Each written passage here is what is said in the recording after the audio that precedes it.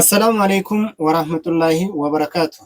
Arra barnoota akkaan barbaachisoo fi namni kamiyyuu itti fayyadamu isinii fideetiin hin dhufe. Barnoota har'aa kana keessatti waa sadii yookiin afur waliin laalla. Tokkoffaa iimeelii jechuun maal jechuudha? Iimeelii haarawaa akkamitti bananna? Akkasuma immoo faayidaan iimeeliidhaa maali?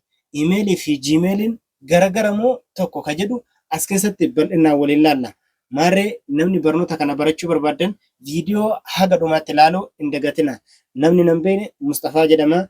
Namni barnoota teekinooloojii zeeroo irraa kaaftanii barachuu fedha qabdan mana sabiskiraayib gochuu hin dagatina. Kallattiidhaan gara barnootaa yoo deebinu taate iimeelii jechuun maal jechuudha? Iimeelii jechuun elektiroonik meel jechuudha. Akkuma xalayaa maxxanfamte poostaadhaan biyya tokko irraa gara biyya tokkoo ergitu, iimeelii jechuun immoo karaa intarneetii fayyadamuudhaan odeeffannoo, suuraa, fotoo fi wantoota garaagaraa addunyaa kana guutuu keessatti daqiiqaa muraasa keessatti nama erguu fi fudhachuudhaaf si barbaachisaa jechuudha. Walumaa galatti iimeelii jechuun ergaa karaa intarneetiin wal jijjiiramuu jechuudha. Jiimeelii jechuun maal jechuudha? Gosoota iimeelii keessaa isa tokko.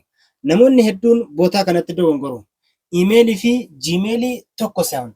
Iimeelii jechuun tajaajila waliigalaa yoo ta'u, jiimeelii jechuun gosa iimeelii keessaa isa tokko kan googiliin qopheessedha.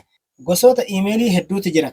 Jiimeeliin ka googiliin qopheesse, yaahuu meeliin ka yaahuun qopheesse, ka maayikiraasoofti illee akkasumatti jira. Gosoota iimeelii hedduu jiru keessaa kan googiliin qopheesse jiimeelii jedhama. Samsingiin baay'inaan jiimeelii fayyadama. Sababni isaa androoyidii fi googiliin walitti hidhamaniitiin hin jiru. Jiimeeliin Samsungii irratti salphaa fi firii GB 15 qaba. Faayidaalee iimeelii keessaa muraasa yoo xiqqaate afur isinitti hima. Tokkoffaa ergaa fi odeeffannoo saffisaa argachuudhaaf suuraa, viidiyoo fi odeeffannoo barbaadde addunyaa guutuutti walii erguu fi walirraa fudhachuudhaaf si barbaachisa. Aappii fi galmee adda addaa banachuudhaaf si barbaachisa. Fakkeenyaaf pileestoorii keessa yoo seente iimeelii malee aappii tokkicha buufachuu hin dandeettu. Aappilee akkaawuntii adda addaa kan akka yuutuubiidhaa, feesbuukaa, tiktookii fi wantoota garaagaraa barachuu hin dandeettu jechuudha. Weebsaayitii irra seentee barnoota akka yuudeemii, koorseeraa, barnootaalee adda addaa barachuudhaaf illee iimeelii si barbaachisaa jechuudha. Inni biraa immoo baakaappii fi akkaawuntiilee tikfachuudhaaf si barbaachisa. Fakkeenyaaf waan silkii kan kee keessa jiru lakkoofsota ta'ee, viidiyoolee, fotoolee wantoota garaagaraa yeroo akka tasaa silkiin si harkaa bade adagaan adda addaa irra ga'e silkii biraat irratti salphumatti gaddeeffachuudhaaf baakaappii godhachuu si barbaachisa. Baakaappii godhachuuf immoo iimeeliin dirqama. Inni biraa immoo akkaawuntiileen adda addaa yoo si harkaa bade paaswordii adda addaa yoo si harkaa badu taate ittiin deeffachuudhaaf si barbaachisa. Isa afuraffaa irratti immoo kan ilaallu hojiilee onlaayinaa adda addaa irratti of mirkaneessuuf, iyyannoo adda addaa galfachuuf, addunyaa irratti of beeksisuudhaaf, walgahii nama wajjin taa'uu fi hojiilee onlaayinaa bittaa fi gurgurtaa adda addaa irratti hirmaachuudhaaf illee iimeeliin dirqamatti si barbaachisaa jechuudha. Barnoonni inni biraadhaa immoo iimeelii haarawaa akkamitti bananna? Iimeelii haarawaa akkamitti akka banannu tartiibaan isin agarsiisaa. Osoo iimeelii banatin dura ulaagaa afur guuttachuu qabdan. Tokkoffaan bilbila intarneeta qabu qabaachuu qabdan. Lammaffaan maqaa iimeelii ittiin banachuuf murteessite san qopheeffachuu qabda. Inni sadaffaadhaa paaswordii ulaagaa afur guuttate qopheeffachuu qabda. Paaswordii ulaagaa afur, ulaagaan afur maal fa'aa yoo jettu taate paaswordii kan kee keessa qubeen guddaan jiraachuu qaba, qubeen xiqqaan jiraachuu qaba, lakkoofsi jiraachuu qaba, mallattoon jiraachuu qaba. Kun hundi walitti makamee baay'inni isaa yoo xiqqaate 8 fi 8 ol ta'uu qaba jechuudha. Waan kana afran yoo qopheeffatte iimeelii banachuuf eegaluu dandeetta jechuudha. Inni afuraffaarra qopheeffachuuf si barbaachisu immoo lakkoofsa bilbilaati. Lakkoofsi bilbilaa dirqamaa miti, garuu yoo kasi barbaachisu taate itti galfachuu qabdaa jechuudha. Maarree ulaagaa kana yeroo guuttannee booda iimeelii akkamitti tartiiban bananna ka jedhu iskiriin irratti sin agarsiisaa, na faana bu'aa. Iimeelii banachuuf jalqaba aappii kana keessa seennee mataa gubbaa bootaa kana tuqnaa. Itti aansuudhaan aadaa nazar akkaawuntii kana yeroo takkaaf tuqnaa. Googilii kana yeroo takkaaf hin tuqnaa. Asitti qulfii iskiriinii yoo isin gaafate bantanii bira dabartanii achiin kireet akkaawuntii kana yeroo takkaaf hin tuqnaa.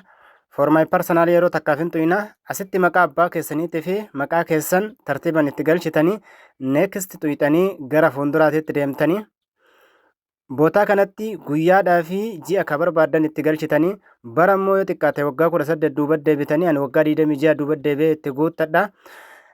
Gender ka jedhu kun saala immoo yitu an fakkeenyaaf dhiira itti guuta isin immoo yitu saala keessan itti guuttanii next jennee gara fuulduraa deemna. Asitti iimeelii lama filannoo ofumaa isaatii nuu fida. Iimeeliin nuu fide lamaan yoo nuu ta'uu baate ka mataa kennaa ka biraatti guuttachuuf ka xumuraa kana xuyina. Yoo nuu ta'e kama isaan nuu fide san filanna. Yoo nun ta'in ka xumuraa kana erga filannee booda gara fuulduraa deemnee iimeelii ofii keenyatti galfachuuf murteessine san itti barreeffanna. Isa erga itti barreessineetiin hin xumurree yoo ka namni biraa itti fayyadame taate mallattoo diimaa nuu fida.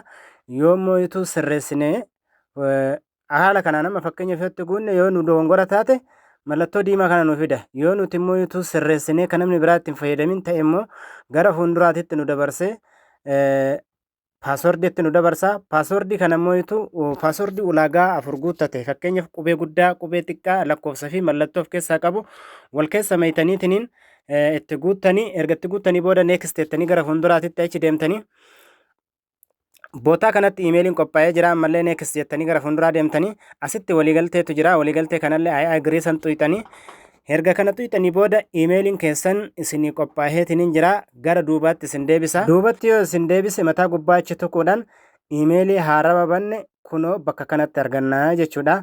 Iimeelii nuti amma banne isa kana jechuudha. Iskiriin irratti iimeelii akkamitti akka banannu aga dhumaatti waliin laalleetiin jirra.